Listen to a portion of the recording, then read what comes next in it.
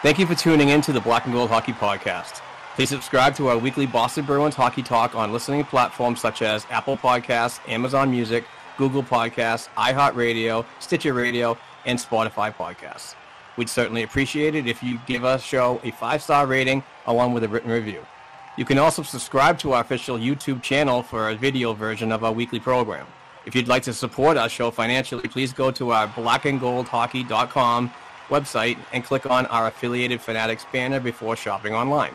Another way to financially support our weekly program is to become a Patreon member to be eligible for weekly Boston hockey prizes and monthly Boston Bruins hand-signed jersey giveaways. Please go to patreon.com/blackandgoldhockeypodcast and donate just $1 per episode. Many thanks for the continued support and enjoy the show.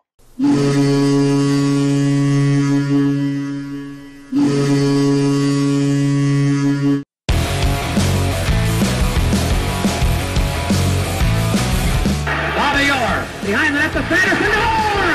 Bobby Orr! Orr from the Boston Bruins! 30 seconds left in the period. The Bruins are shorthanded. Ray Bork. Ray Bork from the face-off circle to the right of Reggie Woodman. Fired it down and Whitmore blew it. Did he ever? To Bergeron on the drive, save, rebound, he's loose, Sagan kicks him loose, Bergeron scores! The Bruins goes on! With the point of the dagger in their throats, they rip it out into Orr's hands and kill the beast! The Boston Bruins have won it after being 3 down in the third!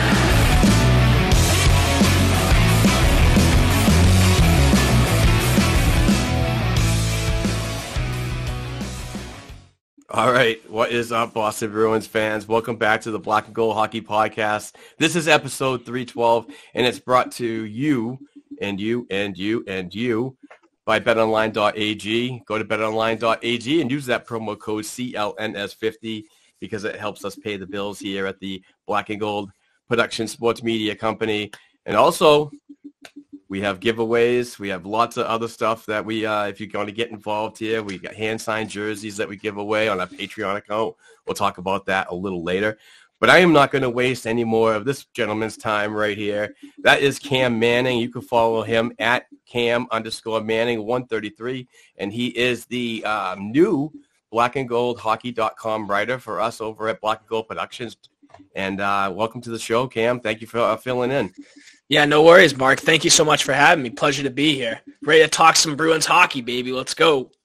Yeah, I'm excited to have a partner on board today. Unfortunately, Steve Forney could not join me today due to some scheduling issues and family time. And we've got to respect the family time. And when the man says he has to be with family, I'll make other plans any day at all. But I miss Steve, and we were going to record yesterday, but I had some personal family stuff come up that we just couldn't get a recording done yesterday. But again, I just want to thank Cam for his time today, filling in and giving me somebody to deflect off of with these questions.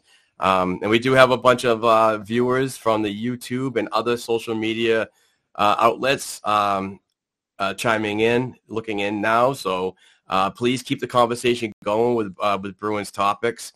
Send them in the live chat. And Cam and I will do our best to answer them accordingly. And we do have one already, and that's Christopher Briggs, Ghost Rider, and he says, "Sup, guys?" I love the sup. So it's funny. So, but yeah, we're just here talking Boston Bruins hockey. There's a lot of things that are going on, a lot of topics. Feel free to chime in, and like I said, keep that conversation going. I don't know. Why don't we start off by hearing about our new colleague, Cam Manning. He comes over to us from Emerson College, and he's doing a great job. He's only been here a short time, but really busting ass so far. And so, Cam, tell us about what you're doing over at Emerson, your journalistic aspirations, and obviously your Bruins fandom. Yeah, so I've been a Boston kid, born and raised. I live in Wakefield, Massachusetts currently, and ever since I I've been following the Bruins with Jack Edwards and Eddie Brickley commentating, and from Lucic to Sagan to PJ Axelson to Phil Kessel in the early Bruins days. I've been following the Bees and been a big fan. I remember like it was yesterday when they won the Cup back in 2011, and I remember the Mark Recchi sign or the trade from Mark Recchi and just the impact that he had, and just a lot of great Bruins players that I've witnessed throughout my career, my watching of the Bruins, especially Patrice Bergeron. He's my all-time favorite. And journalistic aspirations for Emerson, just trying to be well-versed in the sports world, like my man Mark here, just writing, podcasting, just trying to emulate what you do, Mark, for BNG. We really appreciate all the work you do, and I'm really happy to be a part of this team. So. Awesome. Thank you very much, man. Pump those tires. I love it. Yes, sir. We do have some questions. And obviously, if anybody out there that's listening via the podcast or viewing us on the live stream or watching later on, on demand, we are looking for more writers like Cam. If whether you're at Emerson College, which is huge for journalism, and a lot of great sports writers come out of Emerson, good content creators as well, and shout out to them. But if anybody else, you don't have to be a journalism major or anything like that to join us. If you have the time to contribute once a week an article that's 500 words about the Bruins, something that you create your own topic. You want to do a video, you want to do a podcast, we have plenty of platforms for people to join us if you have that Boston Bruins passion and you have the voice and the words to express how you feel about the team, respectively, of course, Yeah. We do have credentialed opportunities. We've got the NHL, we've got the American Hockey League, and we've got the East Coast with the Maine Mariners as well.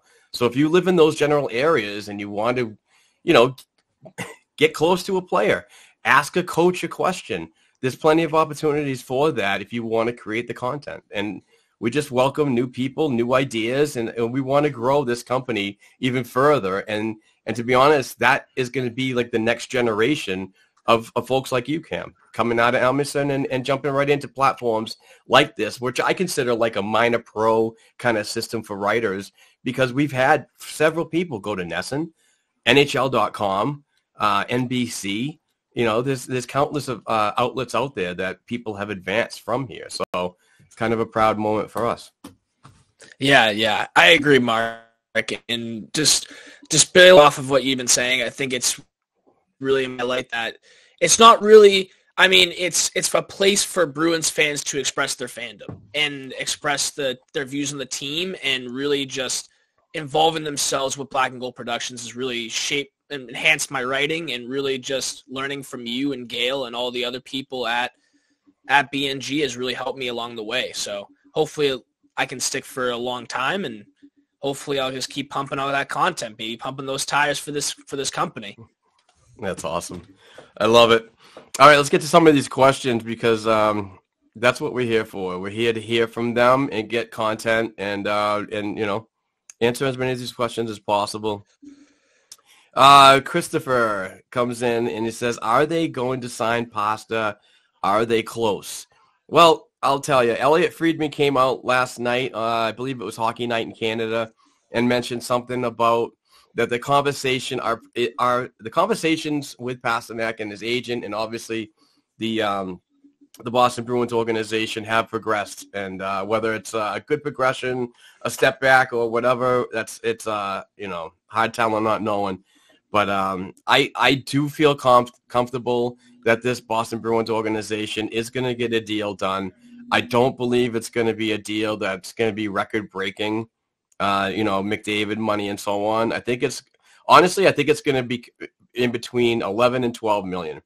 What are your thoughts on the Pasta negotiations? How long it's kind of seemingly dragged their feet from all aspects, not just Don Sweeney and Bruins management, because Boston Bruins fans love to hammer the fact is that they think that Don Sweeney's dragging his feet here. When I know, I don't know, personally and so on, but I have a feeling J.P. Barry and his track record with other players going right up to the 11th hour of getting a deal done, he loves to drag his feet as well. So thoughts on everything, Cam, about the David Pastrnak negotiations? Yeah, I think that, I mean, the more games he plays this season, the more points he continues to rack up, the more the price tag goes up, I think, for a guy like him. And I think that, you know, he's putting up these historic stats. I mean, he's having a great season already, really driving that line, the check line with him, Krejci, and Zacha.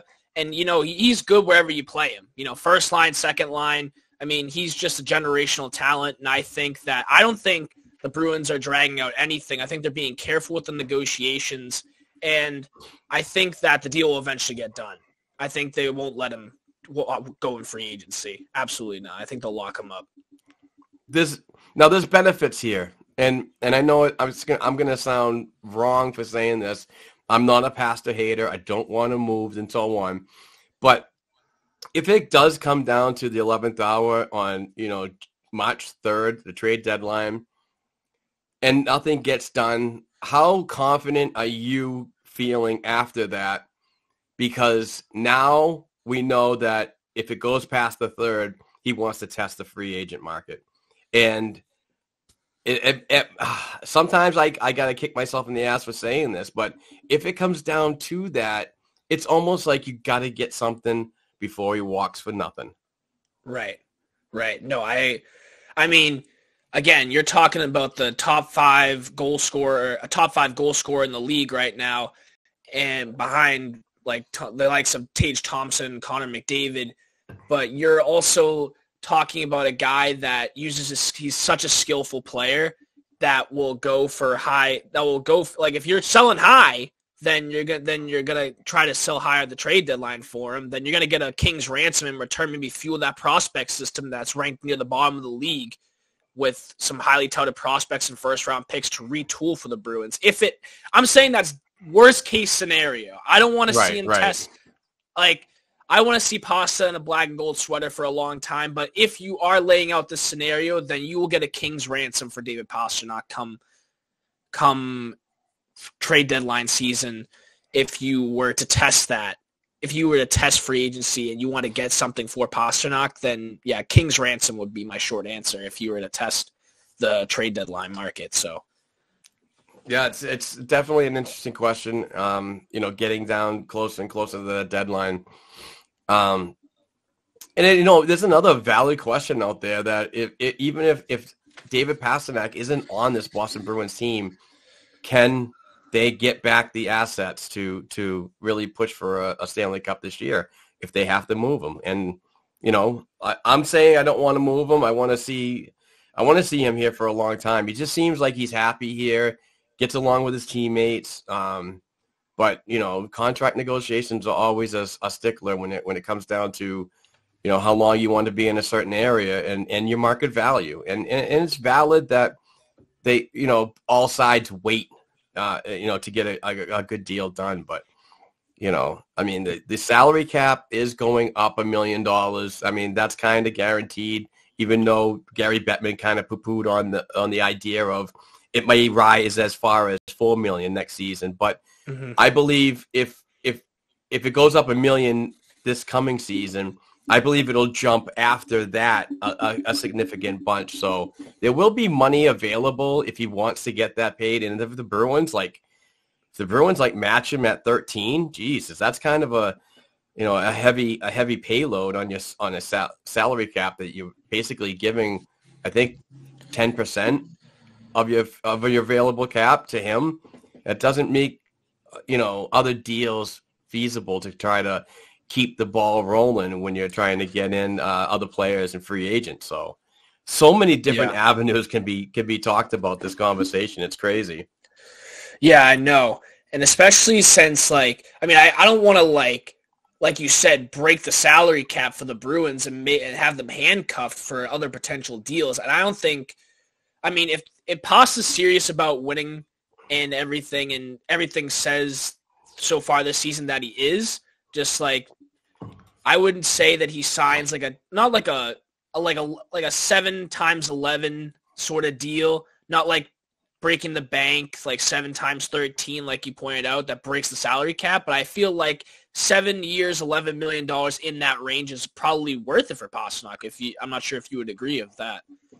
I mean, I'd love to see it. If Don Sweeney can like talk him down and say, hey, we want to do everything cap friendly from here, and he gets a deal done, then good on Sweeney for talking him down. But I kind of feel Pasternak's that type of player that is going to want to, this is basically his second big contract, coming out of an entry level deal 6 years ago. I think that he's going to want to get paid, and I think the Bruins are going to have to pay him or they're going to lose him. So moving on to another topic, Jason Larade, and I'm a big fan of him. I really think I keep saying his last name wrong, and I apologize, Jason. But he's always in here. He's a really good supporter. He says, what do you guys think about the Zacha deal? The Zacha deal happened last night, a little post Maple Leafs victory.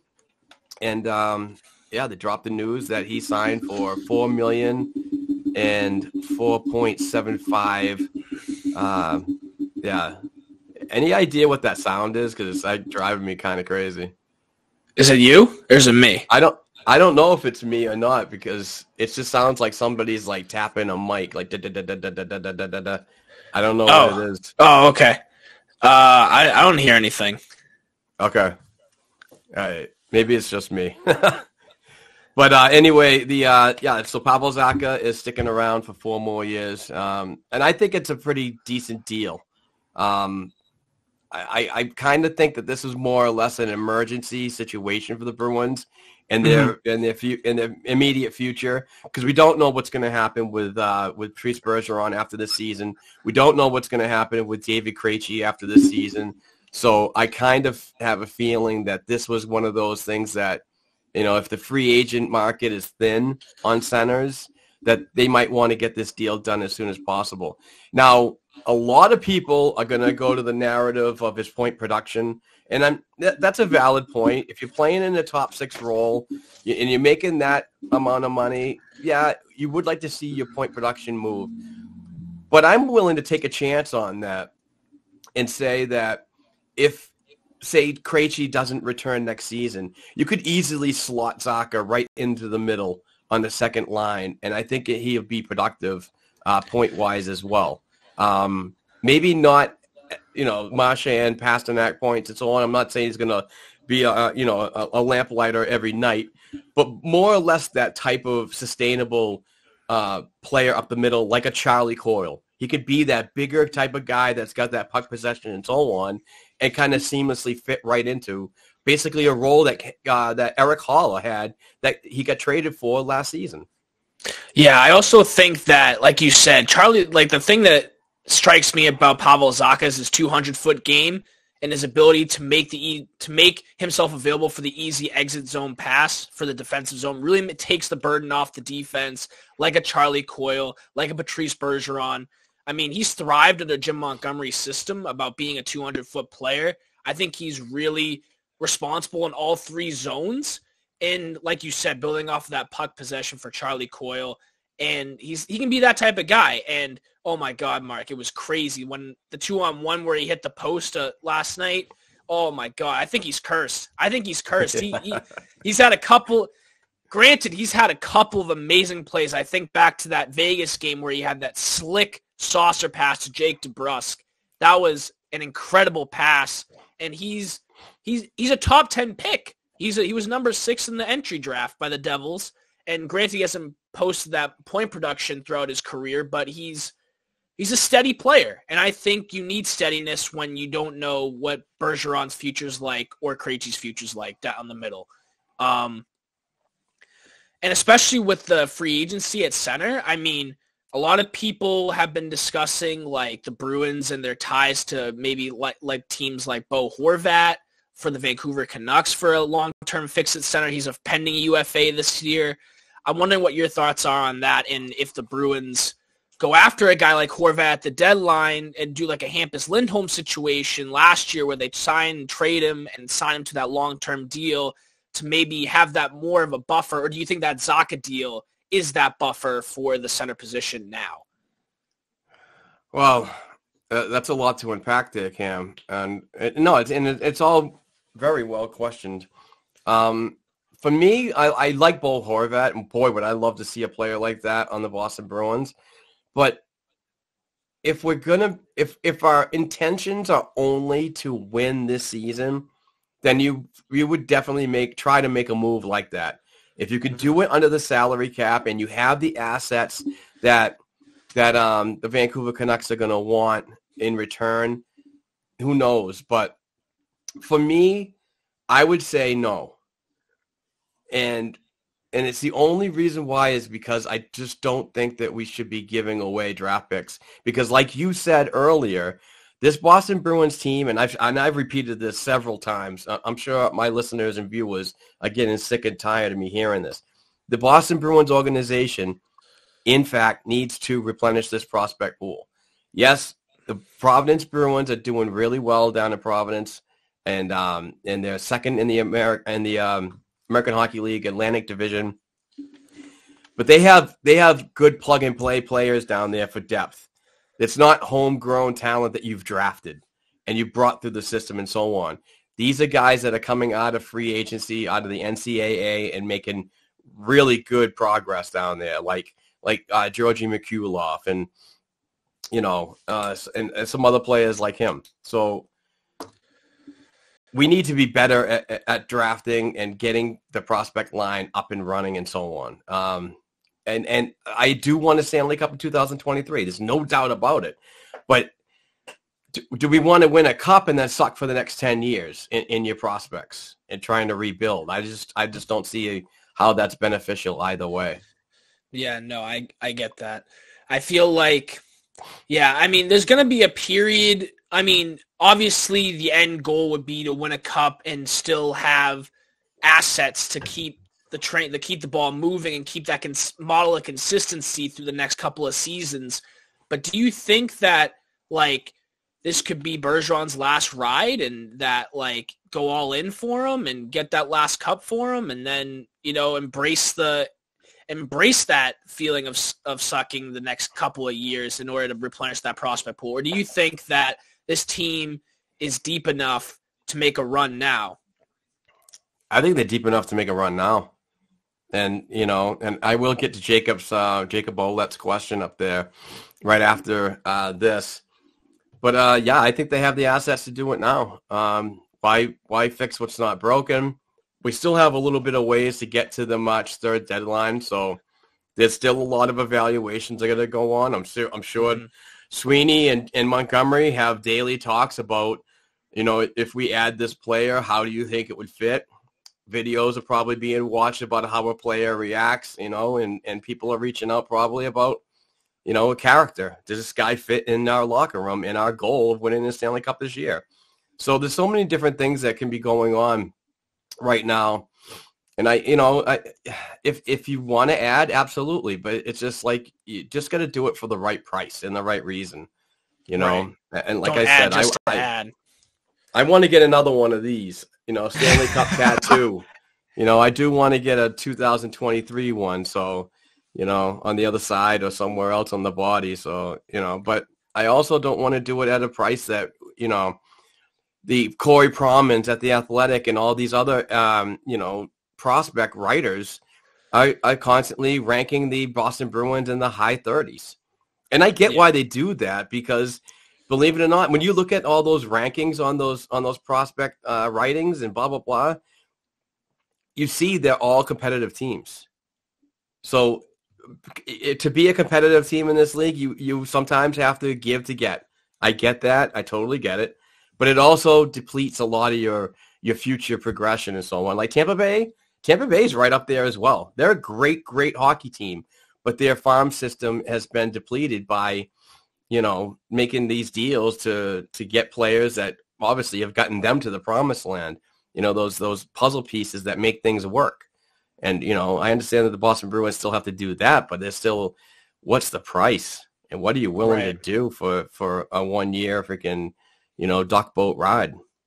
Yeah. No, it's a very good question to ask. And it's going to be interesting to see what they do. Because obviously historic season. They're obviously buyers. There's no question about it. It's not like they're treading water or anything. They're the best team in the league. So it'll be interesting to see what they go out and do.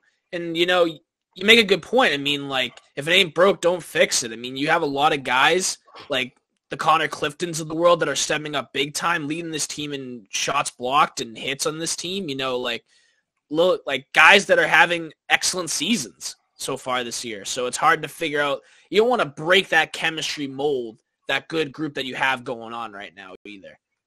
No, I totally agree. Let's get to Jacob Olette's question, but I want to give an update on the standings. So the Boston Bruins, after 42 games played, have 33 wins, 5 losses, 4 OTs for 70 points, which is league leading.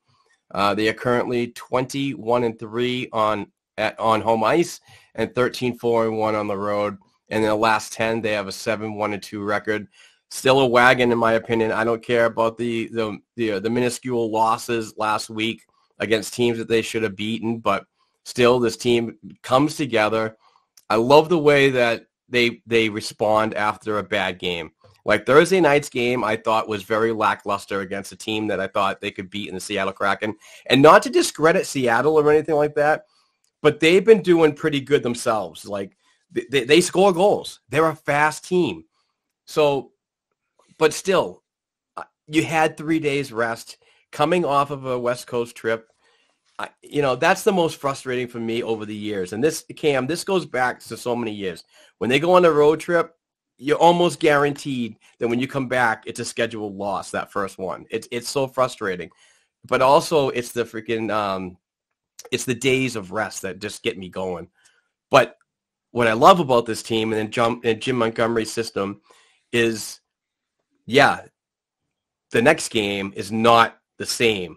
You don't see that. So it was night and day between Seattle on Thursday and last night against the Toronto Maple Leafs. Really good to see the Toronto Maple Leafs back in the fold, starting to get some more of these teams that we haven't seen in a while. Like we haven't even played Montreal yet. How crazy is that? And we're not playing Montreal until March. That is crazy. And, Montreal is one of those bottom-tier teams. They got a lot of good young talent like Nicole Caulfield and Nick Suzuki and Kirby Dach. They just acquired this past offseason.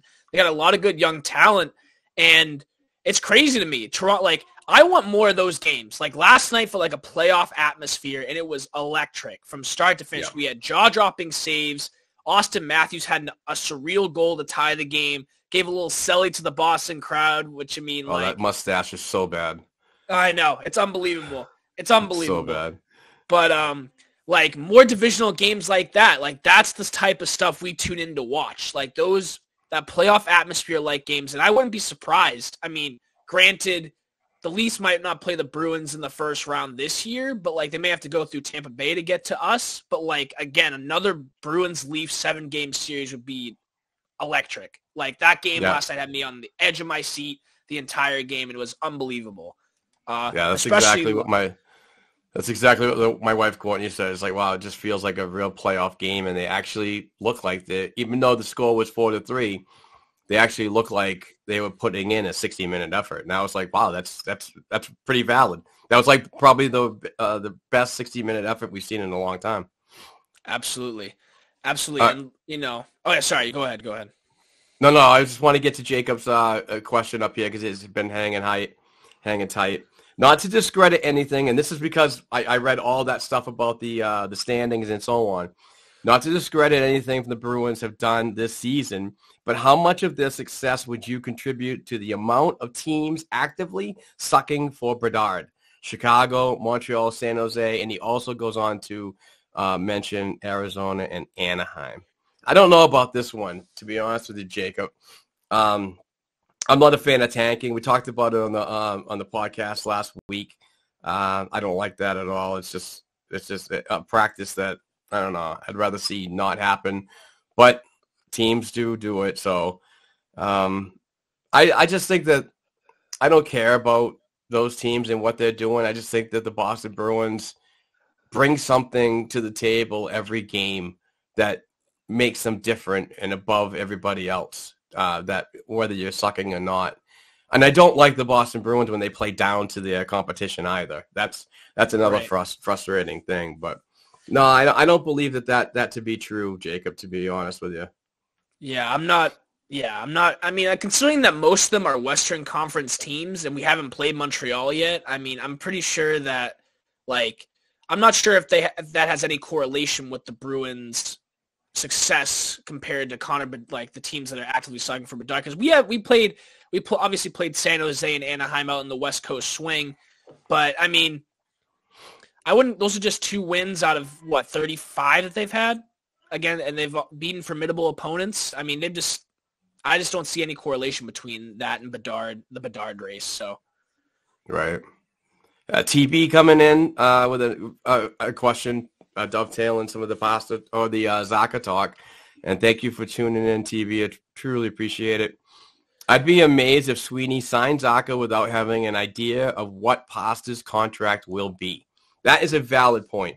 And that's one thing that I forgot to touch on when we did talk about this a little earlier, is it just seems like the band's just getting all brought in together for, somewhat of a longer term. And why not sign one of the native sons of your country to be along for the ride as well for a short term, I honestly think that Pasternak's going to get a full 8-year ride, and get paid. But why not half of that be with his countryman Pavel Zacha and who knows about, David Krejci and so on, or they go out and get another Czech Republic player or Czechia, whatever you want to call it. Yeah. I just want to see something done. I've heard a couple things roaming around that I just don't dare to put on Twitter at all, but there's a lot of people that I communicate with that have sent like nuggets that there was a December 31st, like kind of personal deadline for Pastrnak, and where he wanted to get a deal done. And we're obviously past that now. So hopefully that the negotiations are going forward in a positive note, and that's something that's not going to be a negative reflect. But it's just something I heard, but I really didn't want to put it out there because I don't know. It was one of those gambles, those tweets that you're like, Jesus, I do want to say something, but I really don't. But here I am doing it on a live fucking platform, so go figure. No. Yeah. No, it's just interesting to see the developments out of both Pasternak's camp and the Bruins camp about the contract negotiations. And fingers crossed the deal gets done sooner rather than later. I don't want to go into your situation that you named earlier about having to wait till the trade deadline, then having to have this. You're in limbo. Do you trade him, maximize his return, or do you let him walk for nothing? I mean, if I just want to get a deal done between just now. Now would be great. I mean, even if it broke during this podcast, that'd be fantastic. It just something to get it done, because he's really an invaluable, like a very valuable player to this team. And I think that he's just a consistent 40 goal scorer every year. He's just been that model of consistency, and he's such a creative player with the puck, even though the turnovers sometimes drive me crazy. But my God. Thank you for bringing that up. The turnovers drive me crazy. His zone entries, they frustrate me. They really do. When he is when there's a stretch pass going up to the red line and he needs to cross that blue line, his creativity is just not enough for me, because more or less all the defender has to do is just come out and just poke the puck away, and it's gone the other way. I really like when Hall works with Pastrnak, because I like Hall's zone entries way more better than Pasternak's.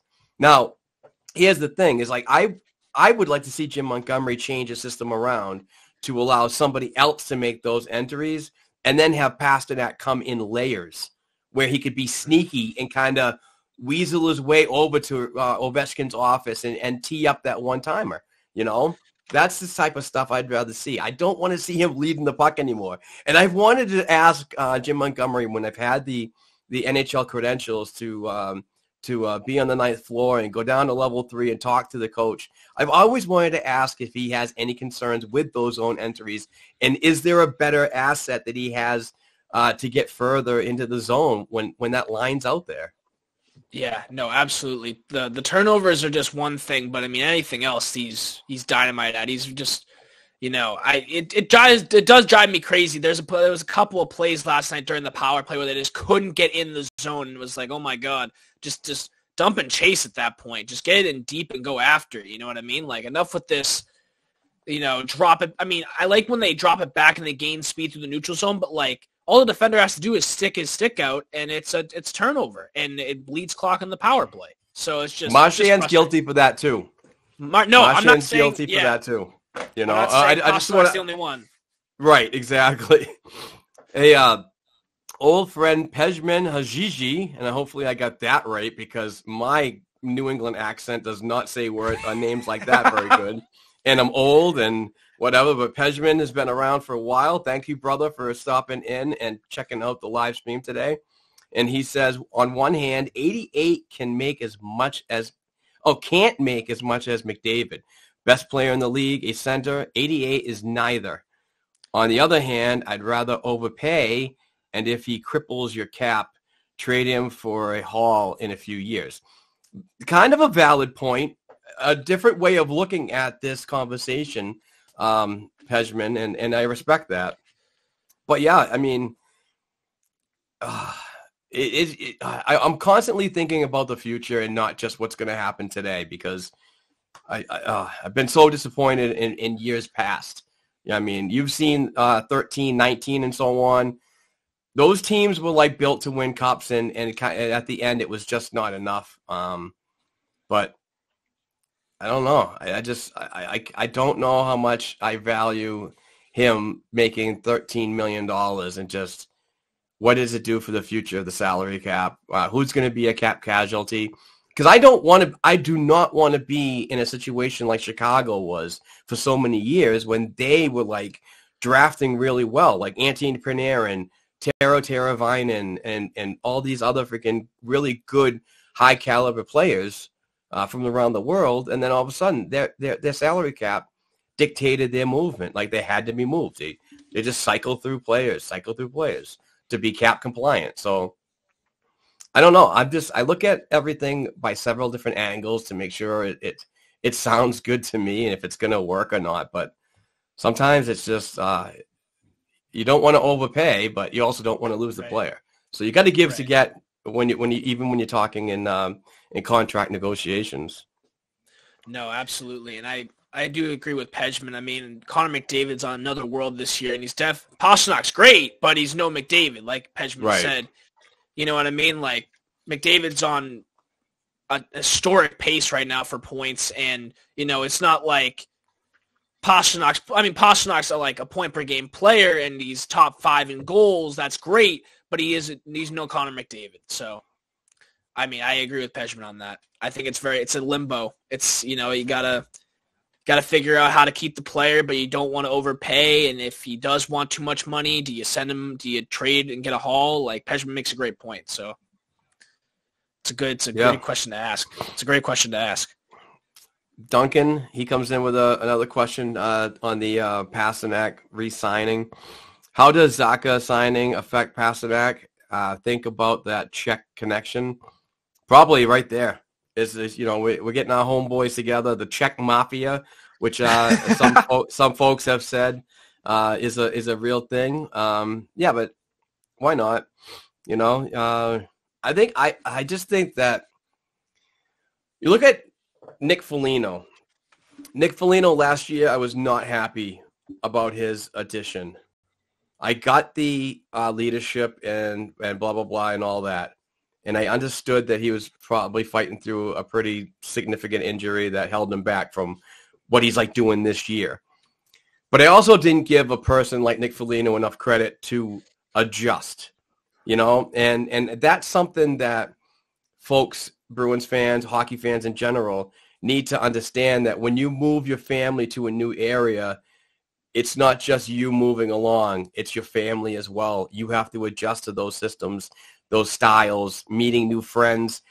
Several people have talked about it on podcasts recently, and we're seeing the benefits of that now.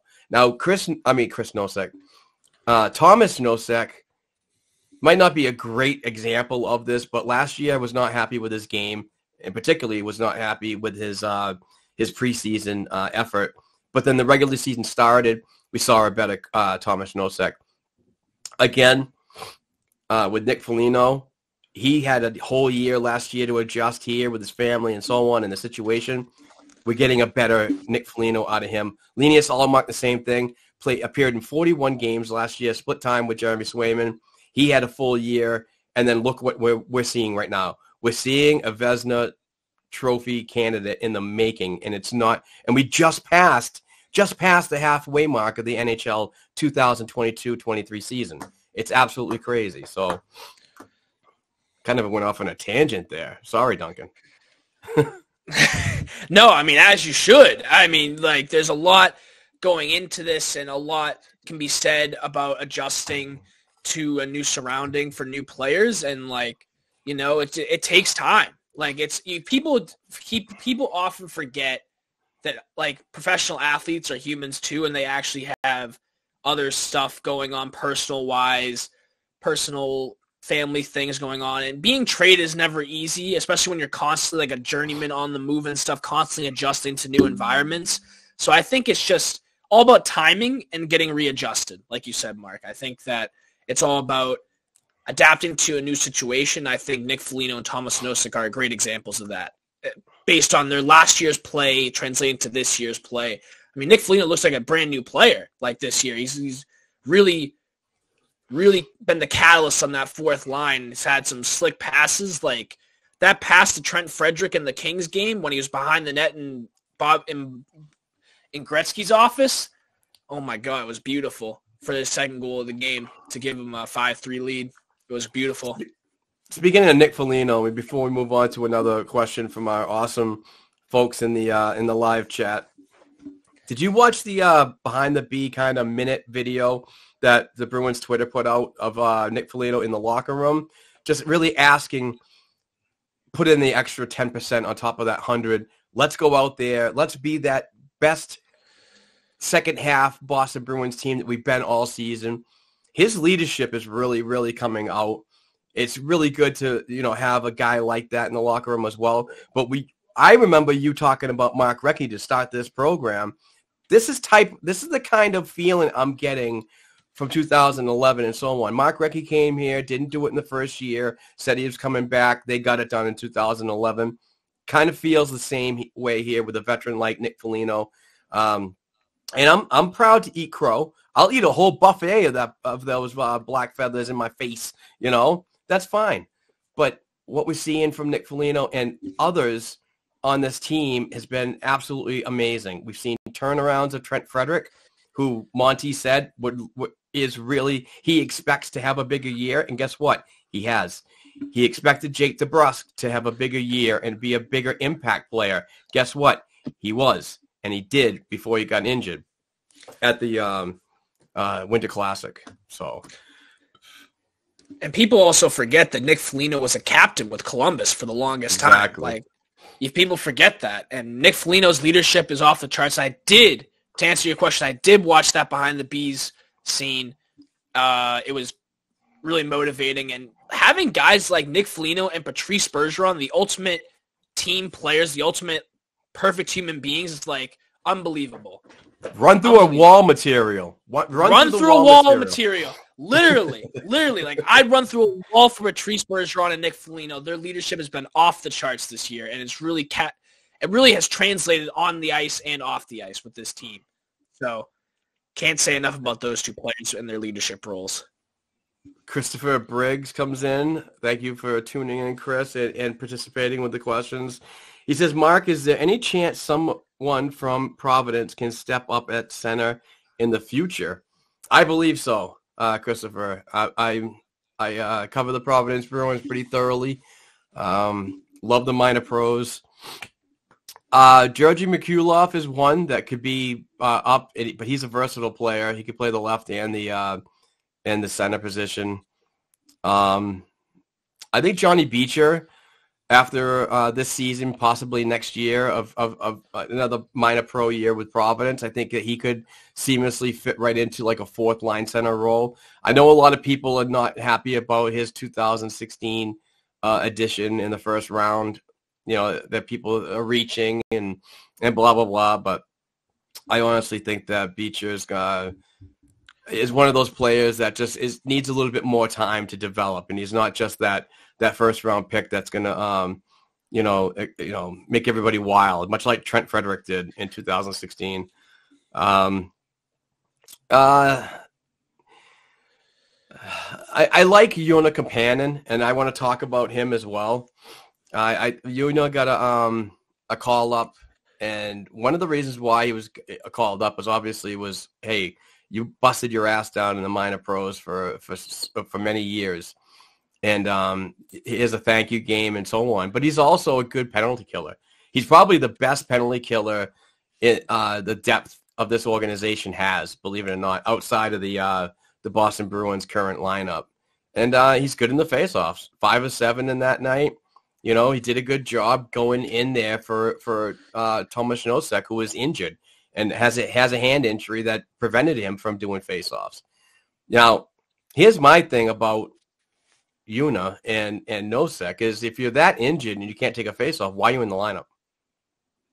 If you can't take a faceoff, how much stress on your hand, regardless if it's the upper part, which doesn't move a ton, or your lower part where it's constantly riding up and down the shaft. Sick people, get your thoughts out of there. But why play him?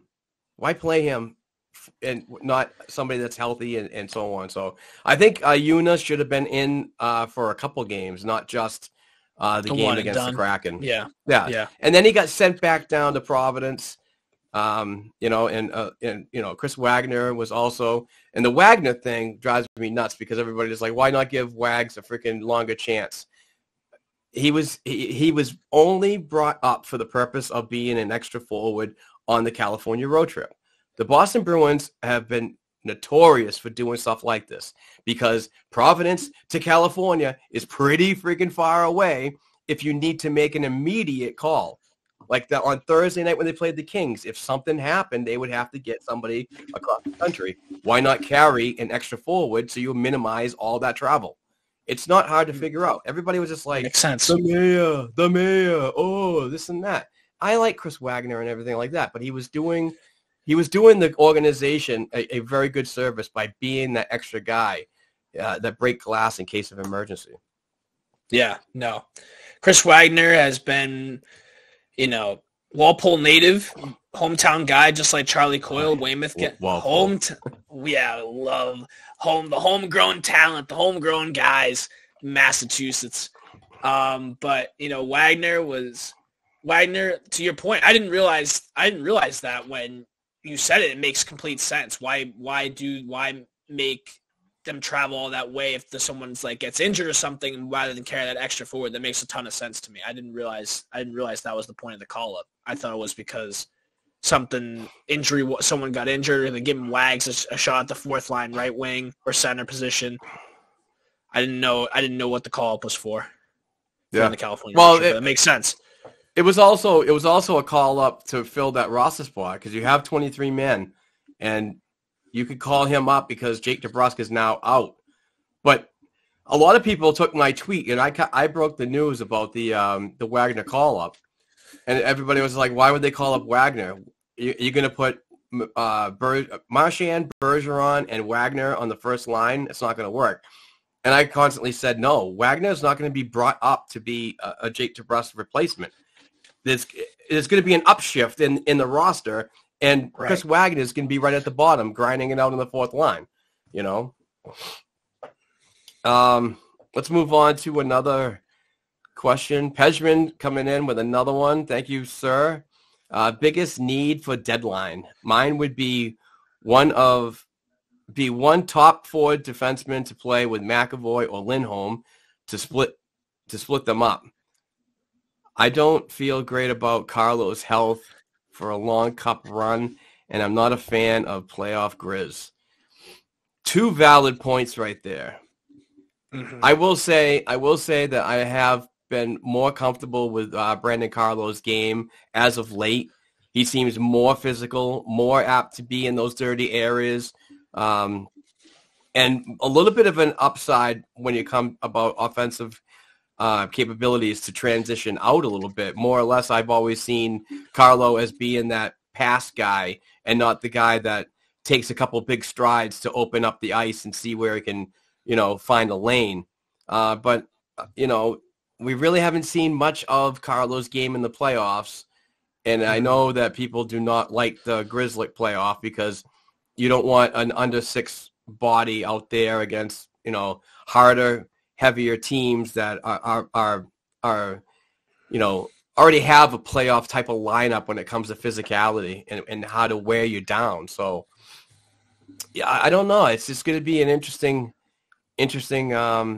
deadline, to be honest with you. And if other teams find Grizzly attractive and there's a deal to be done for a bigger body, kind of maybe a stay at home, but I'd also like to, Grizzly might not be awesome defensively, but what he does offensively kind of makes up for, I like his puck moving. I like the way he can quarterback a power play too and so on. But, I do understand the narrative out there that we just need a bigger body back there. He reminds me a lot of Torrey Krug, honestly, when he was here. He reminds me, granted, Torrey Krug had more point production and was given more ice time on the power play than Grizz. Grizz is on the second power play unit. But he reminds me a lot of Torrey Krug, undersized defenseman, really, but it makes up for it with his offensive game, like you said. And just piggybacking on Carlo, I feel like his confidence is really high this year. Like, he's given more opportunity to be a part of the offense. He had a really sick snipe when he joined the Rush. He's been joining the Rush a lot as a defenseman this year, and really like what I've seen from his confidence standpoint. And the big thing is right now, and I know it's like fingers crossed, knock on wood, he's healthy. He's healthy right now. And I know in the past he's gotten bad injuries at bad times, but I mean, he's, like you said, Mark, he's really impressed in the dirty areas, and he's been using his size more to be more physical, which is what we expect out of Brandon Carlo, because he's, 6'5"? Like, he should be tossing the body around. He should be tossing the body around. He's a big dude. And absolutely. As far as defenseman goes, I mean, there's a couple of names out there. Like, you have, the Luke Schens on Vancouver, who are heavy hitters.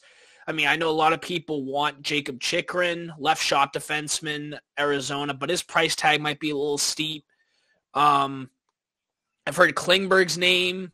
I wrote an article with Black and Gold about Klingberg joining the team. I mean, but again, where does he slot in? Because Clifton's playing really well and Forward's been playing really well. So, I mean, where do you slot those guys in to the D-core without messing up the mold of the team? So it's just one of those questions early on about where do you slot them in. And it's really hard to, last year I would have been all for, moving Clifton in a heartbeat. But this year, the guy's leading in block shots and hits. So, I mean, for a third pairing guy like that, big turnaround season for him. Obviously, it's a contract year. He's going to want to raise next season if he's going to be able to stick around with the Boston Bruins. Or if the Bruins don't see a fit with him in the future, he could possibly be moved. I'm not saying he's going to garner a lot back, but he might be an attractive piece for a team that's building up for something in the immediate future. But you're going to need a roster spot for a player like Mason Lohrei, who is most definitely not going to be at Ohio State next season. I honestly have a feeling that he is going to sign pro after his sophomore year, I believe, or his junior year. I could be wrong, but could he be the type of Brandon Carlo? And I know it's the NCAA and the WHL are totally different, but is he going to be that type of bigger defenseman? And he's a mobile defenseman. He's good with the puck, can shoot, and great passing lanes and so on. But could Lohrei take the same path as Brandon Carlo did back in the day and kind of just go right into the NHL and not bypass the American Hockey League for 1 year? I'm always a prospect guy that seems to have a little bit of patience with players, and I like to see him play a full season. And we'll talk about a player that you want to touch on after we talk about the our show sponsored BetOnline.ag. But yeah, I mean, it's just like the future is so interesting to me in roster positions where people are going to fit because, you know, you got Pasternak that's going to need to be signed this sometime soon. So there's money on your salary cap for next season. Now, are you going to want to move cap out to get a player like Lowry into your NHL roster immediately? Because he's going to be making under, when he signs an entry-level deal, it's not going to be for a couple $1 million. It's going to be $925, the standard rate for an entry-level player. And that's a cap-friendly number for a player that can probably come in and be an NHL defenseman next season. Who knows? You know, Yeah. But it's just the way that Don Sweeney and Evan Gold is grossly underrated in the Boston Bruins organization when it comes to salary cap and that massaging, you know, to be compliant. That's it, you know. So should be interesting.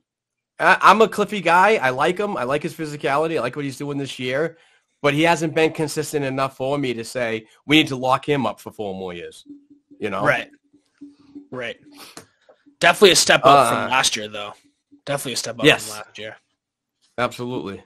Why don't we get this out of the way right now and hear from the folks, our show sponsor, betonline.ag, because they are amazing. And if you want to place a wager, I highly suggest you go to this website and check them out. BetOnline.ag remains your number one source for all your sports betting this season. Everything from the NHL, NFL playoffs to pro and college basketball, UFC, MMA, and more. You'll always find the latest odds, team matchup info, player news, and game trends at betonline.ag. With live betting options, free contests, and live scores for almost any sport or game imaginable, betonline.ag is truly the fastest and easiest way to bet on all your favorite leagues and events. Head over to the website today or use your mobile device to join and receive a 50% welcome bonus with your first deposit. Make sure you use our promo code CLNS50. That's CLNS50 to receive your fantastic rewards. BetOnline.ag, it's where the game starts. And it absolutely is. You can go to betonline.ag and use that code CLNS50 to place a future. Like, will David Pasternak score 60 goals? I'm sure there's a line for that. Will a Boston Bruins player, you know, get to a certain amount of points in the season? Will Linus Ullmark win the Vezina Trophy? You know, there's so many places that you can go and get your action on. But please do it safely. Don't bet the house. Don't bet the farm. Think about your family.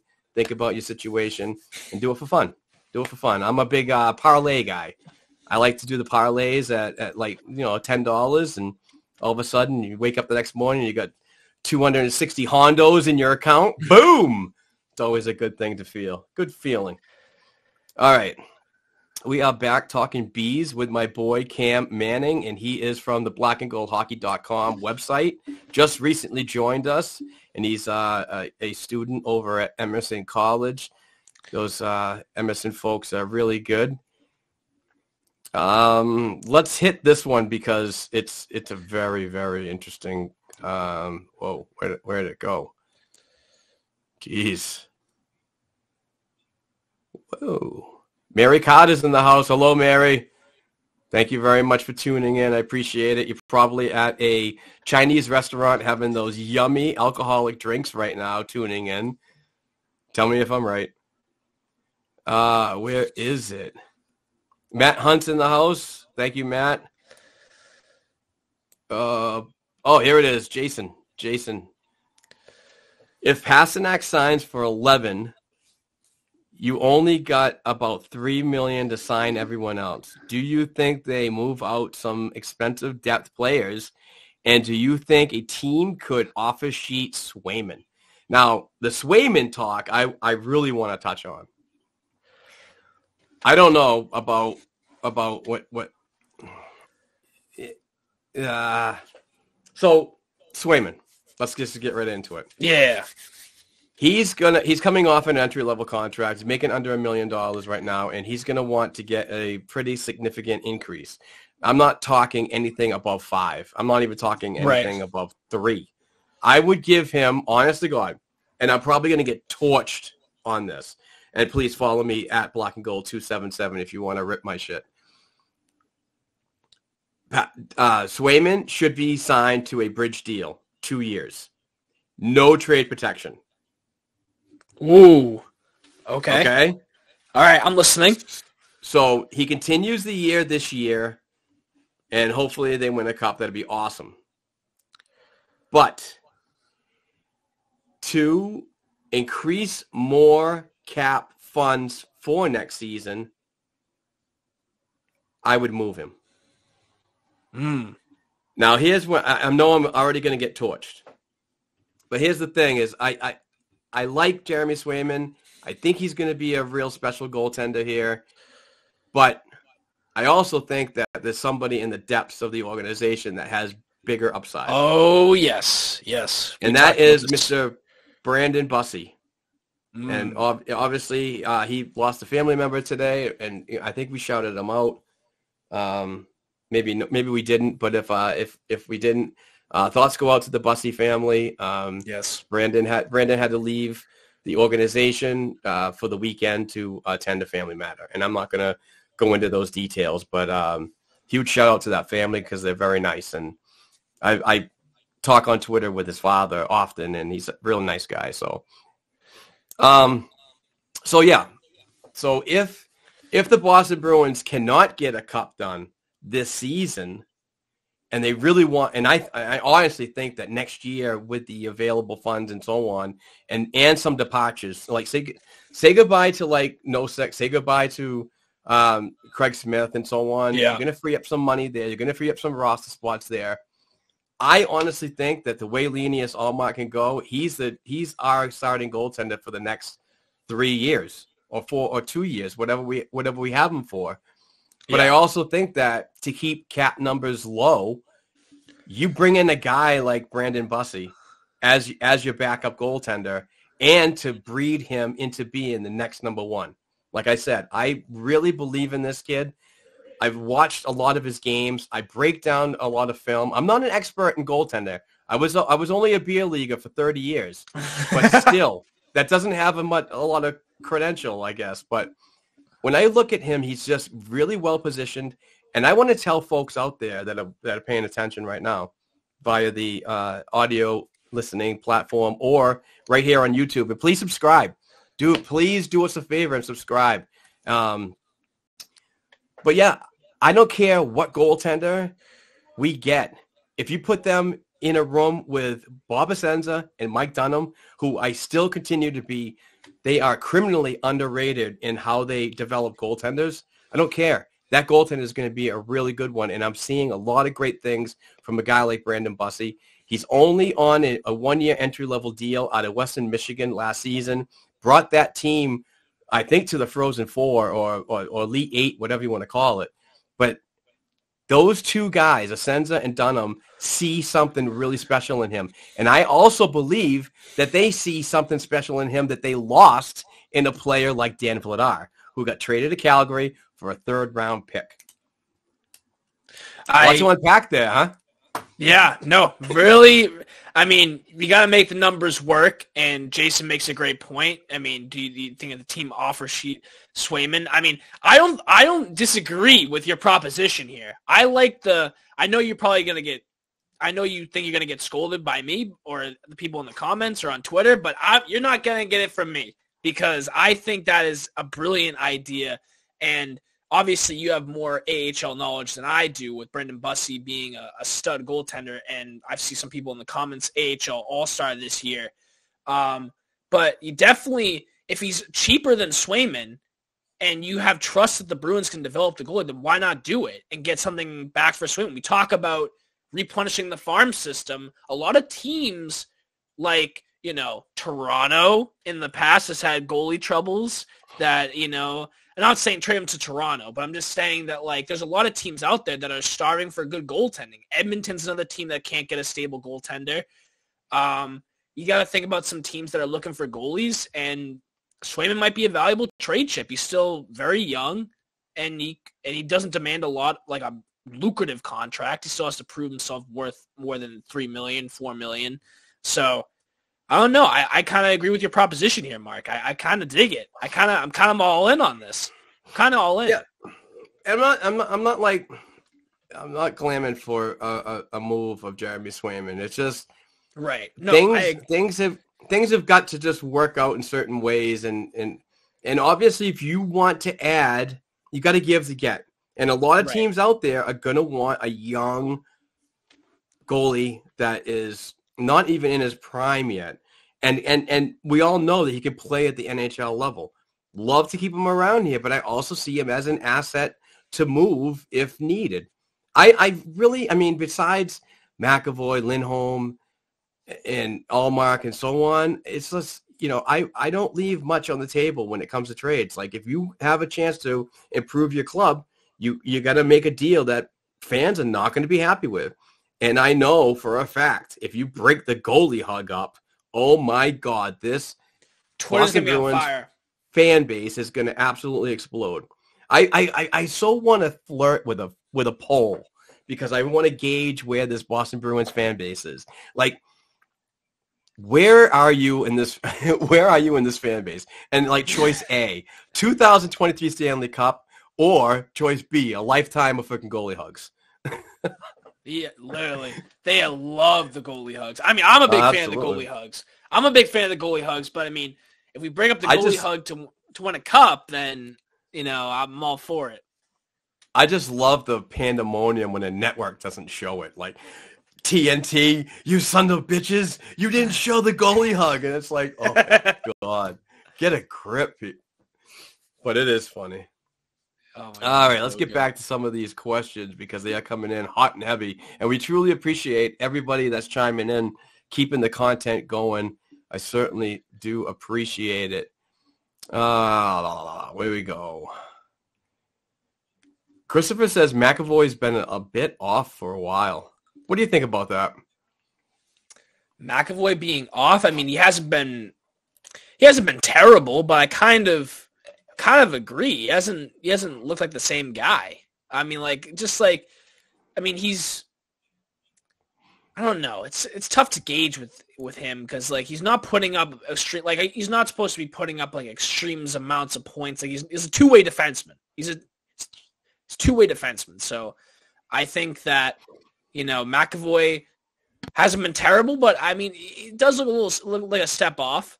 It seems to be in the past couple of games, but that's just my view. I'm not sure. What do you think, Mark?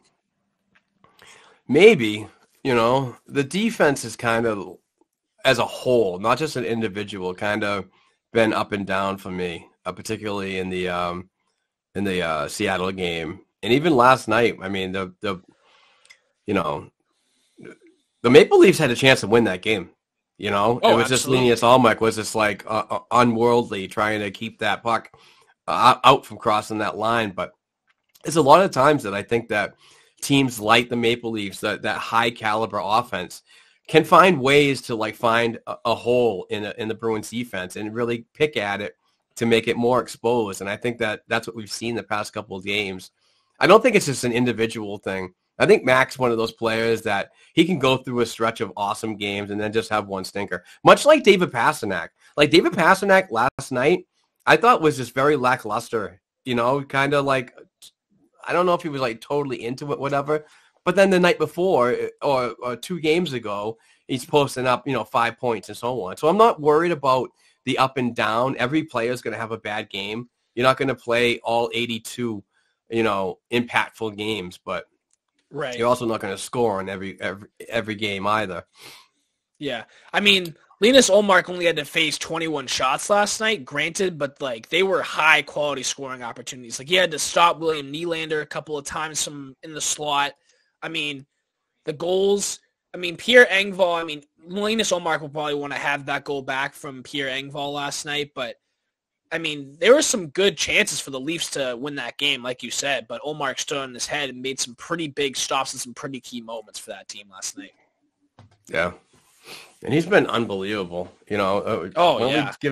Allmark some love. I mean, the Emily Benjamin story on NHL.com about him and, what he went through with his father being an alcoholic and so on, and how he wanted to quit hockey to go home and be more around his father to try to help, and just how that situation just moved around. He comes into Boston this season, a fresh new year after one season of adjustments and so on, and just lighting it up. I honestly did not see this type of goaltending effort when he was playing in Buffalo. Now, I did agree with he was the best free agent goalie on the market that particular offseason, and the Boston Bruins did a solid by locking him up for 4 years at $5 million. Don't care about the cap. That was a great number. And to have a cap number in your crease under $6 million is not bad in today's NHL. It makes everything else work very cap friendly when Evan Gold has to massage it. So, but what he's doing this year is just unremarkable. I've never seen anything like this. I think I said it on the podcast last week with Steve Fiorni. It was a little different situation, but in the early 80s, I saw Pete Peters play something like this. But that guy went on a 30 or 31 game winning streak. And it was just unbelievable, but it was not the caliber of what Linus, or whatever you want to call him, is doing this season. This is just unworldly good. No, yeah, he's been dynamite. And like you said, the defense as a whole can sometimes look a little shaky in their own zone, and especially against those high caliber offenses like Toronto. But I mean, just think about the confidence in the room when you walk in, you see Linus Ullmark and see him be that brick wall in the back. Just even if you do have a defensive miscue or missed assignment, or you give up a high scoring opportunity, to know that you have a guy that has been lights out, like you said, in the back, just gives you so much confidence to either jump up in the play and know that you have that solid goaltending in the back to make up for a mistake if need be. Absolutely. And I want to shout out everybody in the chat. We truly appreciate everybody viewing, and obviously our podcast listeners. This is Black and Gold Hockey Podcast, episode 313, and we appreciate all the support and everything. If you want to keep this content train going for today, we do have the live chat is open, so please ask any Bruins-related question from the NHL down to the prospects worldwide. We'll try to do our best to answer your questions. And we're just here to talk bees, and it's a beautiful, cold, but beautiful Sunday afternoon here in the Amesbury, Massachusetts studio. Where are you located, Cam? Wakefield, Massachusetts. Oh, nice. It's not too far from me. I'm up near the New Hampshire border, up near Salisbury and Newburyport and so on. No, nice. Very nice. Speaking of prospects, Mark. Oh, you're going to address go ahead. question? No. You go right ahead. Speaking of prospects, I want to hear, I know you talked about this before we went live, but we talked about Fabian Lysell, and I wanted to hear from an AHL perspective and tracking him throughout this season, and just see what your general assessment of Fabian Lysell is and where he fits. Because he's obviously the clear-cut number one prospect in the Bruins system. Played for Sweden in the World Juniors, and I wanted to hear your thoughts on his overall game and overall season he's had this year.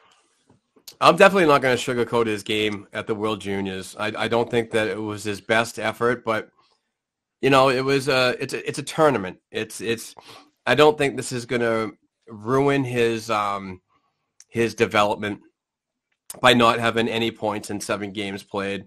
Regardless if he was a +1 or not, how many times he turned the puck over.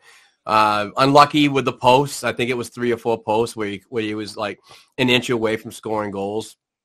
And predominantly played on a lower line in the Sweden system. So I'm not worried about it. I also have to clarify or get out that for the fans, I call them the shiny new toy fans. The ones that want to get prospects involved in the NHL as soon as possible, that it's just going to take a little bit more time for this player to fully develop. And don't take the World Juniors as a breaking point or a bust, or that narrative is just getting ridiculous. What he's doing in the American Hockey League with the Providence Bruins against men of all different ages, bigger bodies that are grinding on him in the AHL, is far better than what you saw against opponents his age or around his age. He's a point-per-game player down in Providence, coming back from the World Juniors to the AHL. I wasn't too impressed with one of his games where he gave the puck up 3 times, and just his skating and his hands were just off that game. But then the next game he comes back and he gets an assist and played much better. So my thing is I want to see him stay a full year in Providence, get the experience he needs, and stay in Boston over the off season, work with the guys that are going to be in the lineup the following year, and go into training camp and really earn a spot. And I think that with the departure of Craig Smith, that might be an avenue where Fabian Lysell can actually fit right in. But watch the Boston Bruins go and like cock block his progression and sign like another guy like Nick Foligno. Probably. But I mean, that would be so Bruins, you know. Hey, Yeah. You have a roster spot here waiting for you, but we're going to sign somebody that's going to challenge you. So, right. You know, I have faith in Fabian. I really do. The Bruins organization and the player development head up by, I believe it's Jamie Langenbrunner. Those guys are always going to be working with players like him. You know, even a countryman like PJ Axelson, which is the top European scout for the Boston Bruins, is going to be that countryman to give him advice and so on. So I think that he's going to be surrounded by a good complement of players and veterans and so on that is just going to ease him back in. And trust me, this was just a resume thing for the World Juniors. It's not a make or break career thing that he didn't get any points. I don't like the idea that folks they use those tournaments as gospel, or they use them as saying the Bruins don't draft well because there's only 2 players in the World Juniors. It's just some of the narratives that fans throw out there is just it's annoying, but it's just totally untrue. And you got to have patience. Please have patience on these guys because somebody in the chat said something about John Beecher and what I believe he could do. I think John just going to need a little more time in the American Hockey League, learn the system a little bit more. He's a big body. He's doing different things, and I know he's riding the 4th line center role, sometimes the left side, but let him grow and develop like so many others needed to do as well. Yeah, absolutely. I agree. I think that just like with these prospects, I know everyone wants to do like just throw them into the fire. Like Matty Beniers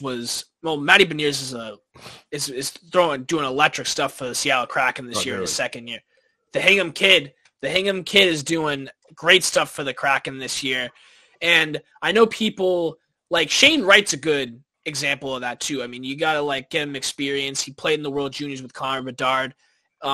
He actually had a good World Juniors, but like also you got to think about him being in the American Hockey League and just developing more. I mean, people, I'm like one of those people as well. I mean, I got to own up to it. I'm one of those people that want to do like trial by like throw him into the fire right away, get Fabian Lysell into the fold. I think his skill level is off the charts, but people don't realize it comes with patience, like you said, like to develop these guys, and that having AHL experience, again, all different age groups, different guys that have had pro experience, different guys that have been in there for a while can show Lysell the ropes. So I think that's something that us fans often overlook is that they need time. Another thing it's like a lot of folks just look at stats and they can judge like, oh, this guy's a great player because he's a point per game or his plus minus is through the roof, which I always think is just a shitty stat. But what folks are not looking at, and I'm not sure if pay the $7.99 to live stream a game or two and so on and watch Fabian Lysell without the puck. That's the thing that he needs to stay in the American Hockey League for the remainder of the season and learn. He's a European player that just came over to play last season in the WHL with the Vancouver Giants. So he's still relatively new to 200 by 85 ice. He needs, where bigger ice over in Europe, he allowed to be more creative and so on, which was really good. There was really highlight moments and so on. But when the things get tighter to you, you need to learn how to play more defensive. And I want to see his game progress away from the puck, not just with his skill set with the puck. Absolutely. It's all about just being a 200-foot player. Absolutely. Jason Alradi comes in and asks, everyone knows about Lysell, but I'm actually excited about Dan's Luckmelis. Not sure about that spelling. Close enough, Jason. Me too. Very creative forward, fast, silky smooth, and I mean, the guy could stick handle in a phone booth. Nice release. I'm really looking forward to seeing him play for UMass, the Minutemen, next season. That's the rumor he committed to. So I'm excited to have a little bit of local ties to see him. Maybe if they come to Merrimack College, I can get some media creds and watch some of his games up there. So yes, sir. But yeah, I'm a big fan of Luckmelis as well, and hopefully he does well in the AHL. What are your thoughts on another Bruins prospect that actually just started playing with Shane Wright, Brett Harrison? What are your thoughts about him? You're a great segue guy. I already like you. No, I mean, Brett Harrison is just really turning it up this season. And what a good time for him as well. Most likely going to be the last year of his OHL development, and he already signed an entry-level contract with the Boston Bruins, a 3-year deal. So that all slides, and those contract years slide until he actually gets into the American Hockey League roster. But he's really doing well. I mean, he's even a point-per-game player, and surprisingly doing so good after breaking his leg in the preseason. So leading up to this year, he was on the shelf for a while, comes right back in and for Oshawa, and does really good with point production. And most recently got traded to the Windsor Spitfires, and in the first game he scores a goal, the opening goal for the Spits, and in a former Boston Bruins forward Mark Savard team. So you add Harrison, which is a really good good center and so on. He can also play the wing. And then you add Shane Wright and his talent to Windsor, and what Mark Savard is doing. They're really going for it. And my friend Dom Tiano and co-host here at the Black Gold Hockey Podcast has mentioned that Mark Savard was interested in talking to the Guelph Storm about getting Matthew Poitras. And what wouldn't that be a freaking team to go for? Dynamite. An OHL championship and hopefully challenge for a not a Calder Cup, a Memorial Cup. Memorial Cup, yeah. No, yeah. Harrison's looked impressive, and I see Jason says kid's got a hell of a shot. Yes, not sure if he does. Yeah, what I like about Harrison a lot too is his cycle game and how he positions himself to receive the puck back to him.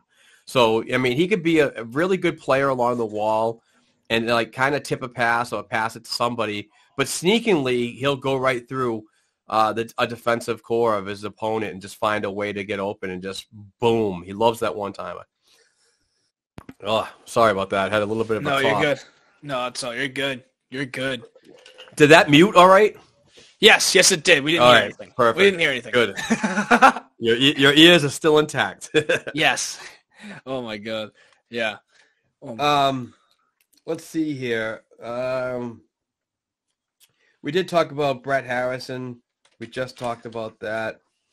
How about you thoughts on TD Garden being named TD Garden for the next 20 years as the bank and the Boston Bruins have come to a long-term agreement? I think it's good for the city. I think it's good for the area, and I love calling it the TD. It's real simple. Now, back then, I'm old and so on, and I remember in 1996 when that first came out, it was the Fleet Center, it was the whatever center, and TD Bank North Garden. Oh, it's just so many damn things. But what do you think about the long-term relationship to call TD Garden? Well, I mean, me being on the younger side and 22 years old, that's all I've ever known is the TD Garden being called the TD Garden. So I think that it's still being that development with the relationship and the partnership with them is great. And I agree. It's short and sweet, and it's a symbol of Boston. I think it's just when you're driving down 93 over the Zachem, you see TD Garden. Just a symbol, an icon of the city. Shipping up to Boston, blaring in the speakers. Yeah, absolutely. Oh my God. I don't know about you, but I love one of my favorite times to go to the Garden is around Christmas time, where they play with the intro video and the Christmas music and everything during the intro. It's always electric. Always gives me the chills, Mark. It gives me the chills. It's awesome. It gives me it makes me want to run through a brick wall. Just don't do it with that nice, ugly sweater, man. You'll get all kinds of dust on it. No chills on that body. That guy's all dressed up for this show. Yes. I do want to talk about and give a shout out to a Boston Bruins legend son, Chris Bourque, who was a Boston Bruin for a short time and played for the Providence Bruins, and predominantly his whole career was spent with the Hershey Bears, the minor pro affiliate of the Washington Capitals. But last night, he got his jersey raised to the rafters. So what a great moment. I did while I was watching the Providence Bruins game last night, I did have one of these 8 screens in the studio here on the celebration of Chris Bourque. It was great to see Ray down there with his family and Chris's kids and so on. So the Bourques were very well represented down there, and I just got to give credit to those who just grind it out on a yearly basis in the minor pros. It's not great money. I mean, some people it's good money. It's not great money like the NHL and so on. But what these players do to keep the dream alive and to still support their families is needs to be recognized. It's not just the kids of Boston. You'll only be an AHL player. It's way more than that. These are athletes that want to continue to show that they can still play in the league and open to chances back in the NHL. And I give credit to those people that just never give up, regardless of what you are, your size and so on. It's just don't give up on your dream. But, Chris played in the NHL. He played in the AHL. He even went overseas to get the experience over there as well. So kudos to the Bourque family on another jersey raised to the rafters. It's it's a really good thing to see that the legacy continued and so on. Absolutely. And just adding to your point about journeyman NHL players, AHL players, it's always a feel-good story when those things come out, when you see a 27-year-old, 26-year-old who's been grinding it out in the minors for 7 years, and they finally get their shot at the bigs, and they just go around, skate, do that rookie solo lap, and it's just really heartwarming to see those guys get their chance and don't give up on their dreams, which is a good message to send to everyone. So, absolutely. Sir 50 is in the house. Thank you very much, sir. Appreciate you tuning in. Were you surprised that LaSalle struggled somewhat in the recent World Juniors? Yeah, we talked about it a little earlier, sir. Yeah, it was kind of sucky not to see him, get those points and so on. But we talked about this a little while ago.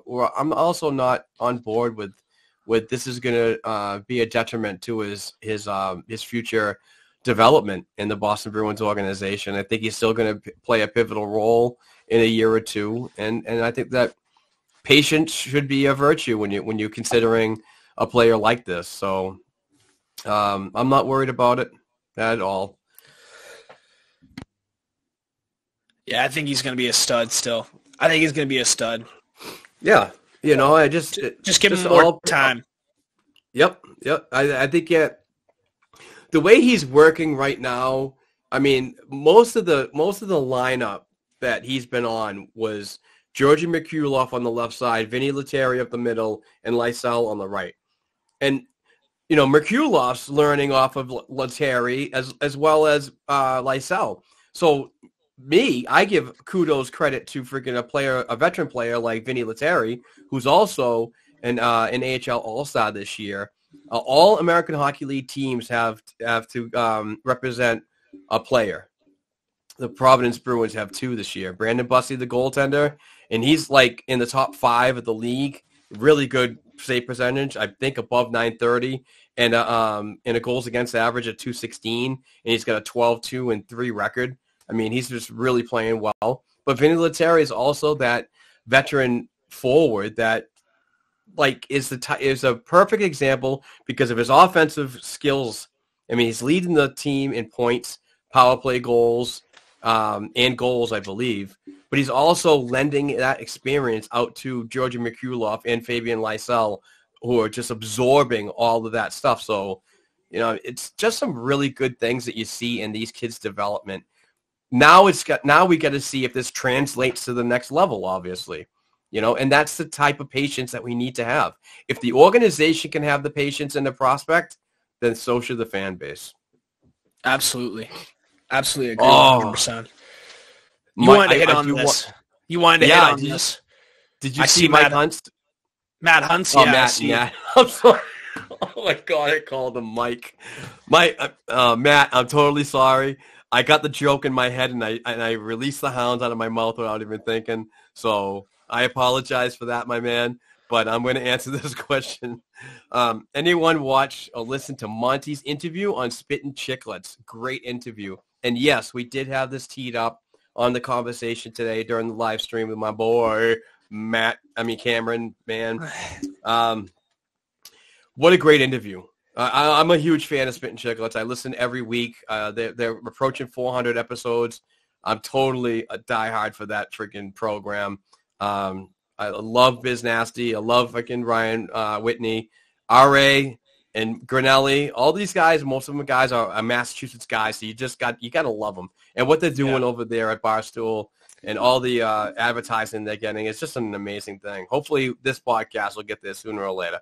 It might take a lot longer, but sooner or later I'd like to see it. But what a great interview. And you could just tell by, and I'm spoiling it for you, Cam. I know you haven't seen the video or heard the podcast yet, so I'm sorry, my man, but just a real player's coach. And you can actually see that in the interview. He was not robotic. He was just real comfortable, and he was just sitting there with one of the guys. And I actually think that by hearing that, and I could listen to him for hours. I mean, seriously, 4 hours talk.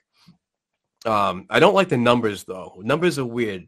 When he does like the lineup and so he's like, 75 and 6 and 78 are working together. I'm just like, can you please say Forbert and Clifton? But anyway, I'm not gonna, not gonna speak bad about Jim Montgomery. He's a good guy, but no, the interview was amazing, and like I said, you just get a real sense of how he is behind the bench. And speaking behind the bench, I love the camera angles when the Bruins